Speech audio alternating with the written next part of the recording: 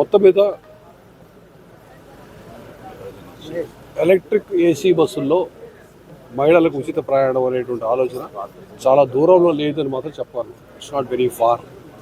ఖచ్చితంగా కొద్ది కాలంలో మనకు ఉండేటువంటి సిటీ బస్సుల్లో కానీ అదేవిధంగా పల్లె వెలుగు బస్సులు కూడాను ఎలక్ట్రిక్ ఏసీ బస్సులు రావడం వల్ల దాంట్లో కూడాను మహిళలకి ఫ్రీగా వచ్చే అవకాశం ఉంటుంది. ముఖ్యంగా బస్సులు, ఎందుకంటే మా కొత్త బస్సులు 1050 బస్సులు వస్తున్నాయి. ఎలక్ట్రిక్ బస్సులు అన్నీ కూడా ఎలక్ట్రిక్ బస్సులు వస్తున్నాయి. అది రావడానికి 3-4 నెలల టైం ఉంటుంది. ఆ లోపు ఈ స్కీమ్ సజావుగా రన్ అవడం కోసం ఉన్నటువంటి బస్సులన్నింటి మేము రిపేర్ చేసుకుని వాడుతూ ఉన్నాం.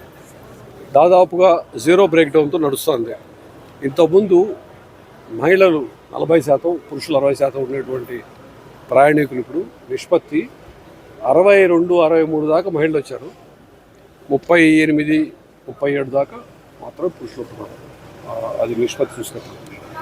అదేవిధంగా మాకున్న మొత్తం 129 డిపోలు ఉన్నాయి టీపీఎస్ఆర్టీసీ సంబంధించి. అందులో 60 డిపోల్లో కొన్ని రోజులు 100% వారు దాటింది, ఆక్యుపెన్సీ దాటింది.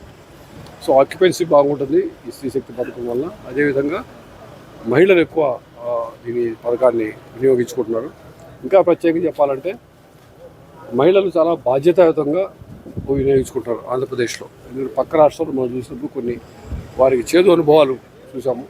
దాన్ని మనం సుమారు సంవత్సరం పాటు అధ్యయనం చేసి అక్కడ జరిగిన పొరపాటు జరగకుండా ఇక్కడ చేయటం. మహిళలు కూడా పిలిపించారు ముఖ్యమంత్రి గారు, బాధ్యతగా వాడుకోవాలి మంచిగా జరుగుతూ ఉంది.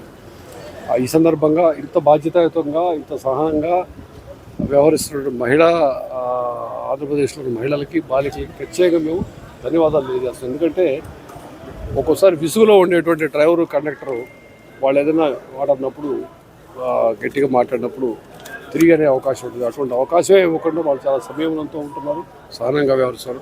అదే మా స్టాఫ్ కూడా మేము చాలా పేషెంట్గా ఉండి జాగ్రత్తగా సహనంగా ఉండి సమయం పాటించవలసి చెప్తా ఉన్నాం. వాళ్ళు కూడా చాలా చక్కగా వ్యవహరిస్తూ ఉన్నారు.